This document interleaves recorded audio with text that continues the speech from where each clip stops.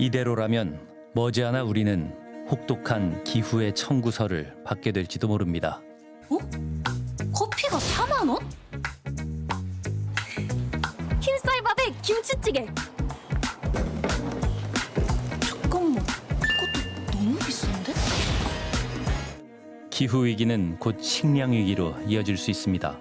우리나라는 대응에 있어서 취약한 여건이라고 합니다. 우리나라가 문제가 앞으로 좀 더 커질 수 있다고 보는 거는 우리나라는 이제 식량 자급률, 그러니까 스스로 식량을 생산하는 능력이 그렇게 뛰어나지 않거든요. 그러니까 주로 왜 그러냐면 대부분의 이제 식량을 외부에서 수입하는 상황이기 때문에 그런 상황이기 때문에 결과적으로 해외에서 뭐 우리나라에서 발생한 것처럼 폭염이 발생하고 가뭄이 발생하고 이렇게 되면 해외에서 생산량이 떨어지게 되면 공급량이 줄어들게 되잖아요. 그러면 한국의 물가에 바로 이제 영향을 끼치는 거죠.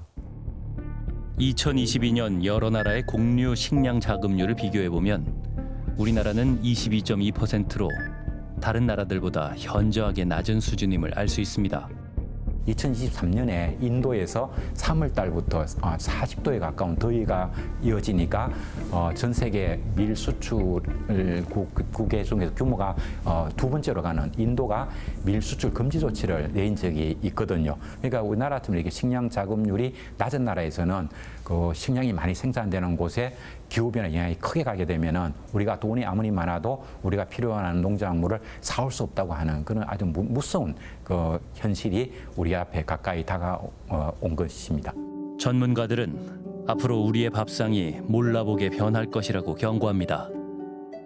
주 같은 경우에는 한국에서 이제 농사를 못 짓게 되면 이게 만약에 예를 들어서 한 2100년이 됐을 때, 우리가 흔히 말하는 2100년이 됐을 때 중국 김치가 진짜 원조 김치가 되는 거지. 왜냐면 한국에는 배추가 없으니까. 기후변화라는 거는 뭐 어떤 큰 이벤트가 아니라 제가 생각할 때는 우리가 당연하게 늘 1년 365일 하던 것들이 바뀌는 거예요.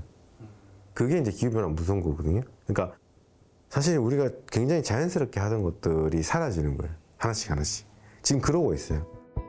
앞으로 마트 과일 코너에는 우리에게 익숙한 사과, 배 등의 과일이 사라지고 그 자리를 열대 과일들이 채울 수도 있습니다. 그런데 더 큰 문제는 기후 위기가 먹을거리 문제에만 그치지 않을 것이란 점입니다. 전문가들은 최악의 시나리오를 우려하고 있습니다. 그러니까 지금처럼 우리가 CO2를 계속해서 노력하지 않고 지금처럼 배출할 거다라는 그런 좀 극단적인 상황에 해당되는 그 SSP 585라는 시나리오가 있는데 그 시나리오에 의하면 극한 상황들이 많이 벌어지거든요.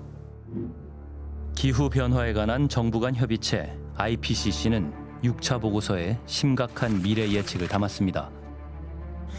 우리가 온실가스 감축에 소극적으로 임한다면 2100년엔 해수면 높이가 0.63에서 1.01m 상승할 것이고 기상청 분석에 따르면 해수면 온도는 최근 10년 대비 평균 4.28도 상승할 것이란 전망입니다. 전문가들이 예측하는 미래의 모습은 충격적입니다. 집중호우 시 침수의 빈도와 강도가 증가할 것이라고 예상합니다. 광화문에 폭우가 내렸다. 그러면 그 빗물이 청계천을 따라서 쭉 흘러가지고 서해안으로 빠져나가야 되잖아. 한강을 통해 가지고. 근데 해수위가 올라가면은 강물 자체가 이제 올라가 버리기 때문에 그 서울 같은 강화문 이런 데 내린 비가 하천을 따라서 한강으로 못 들어가게 되는 거죠. 오히려 역류 현상이 발생할 수가 있거든요. 비가 오면 과거에는 뭐 이 정도 비로는 침수가 되지 않아라고 생각하는 그 정도 수준에서도 도시가 침수가 되는 이런 현상이 발생을 하게 될 것이고요. 우리가 옛날에 극단적인 시나리오에서 인천공항 뭐 물에 잠긴다 이렇게. 그러니까 잠긴다는 게 이제 완전히 잠기는 게 아니라 이제 뭐 활주로가 잠기고 이런 거죠. 가장 무서운 것은 한반도에 슈퍼태풍이 상륙을 하는 겁니다. 시속 한 220km 이상이 되면 슈퍼태풍이 됩니다. 근데 그런 태풍이 날아오게 되면 그 강풍을 우리 도시에 있는 건축물들이 버텨내기도 힘들어지는 것이고, 그래 보면 예전에 강남 폭우로 내렸던 강수량이 하루에 340mm 정도 비가 내려가지고 강남이 물바다가 되었는데 4배 가까이 되는 거죠. 그렇게 됐을 때 우리나라 도시가 살아남을 수 있는 도시가 있는가? 기상이변을 넘어 기후 재난입니다. 기후는 얼굴을 바꿔가며 무섭게 다가오고 있습니다. 인류가 초래한 기후위기. 이미 경고음은 켜졌습니다. 되돌리긴 굉장히 어렵겠죠. 단지 완화할 수 있는 방법밖에 없습니다. 그러니까 우리가 조금이라도 좀 노력을 해서 온실가스 농도를 좀 줄일 수 있도록 물론 증가해 가겠지만 그 증가 속도가 조금이라도 더 줄일 수 있다면 티핑 포인트가 나타난다 하더라도 어마어마하게 무슨 얼굴로 나타날 수도가 있고 그보다 훨씬 작은 얼굴로 우리가 나타날 수도 있는 겁니다.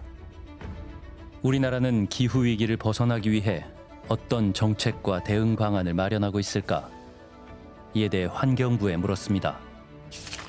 환경부는 재생에너지를 확대하고 화석연료 사용을 줄여 온실가스 감축 목표를 달성하겠다고 밝혔습니다.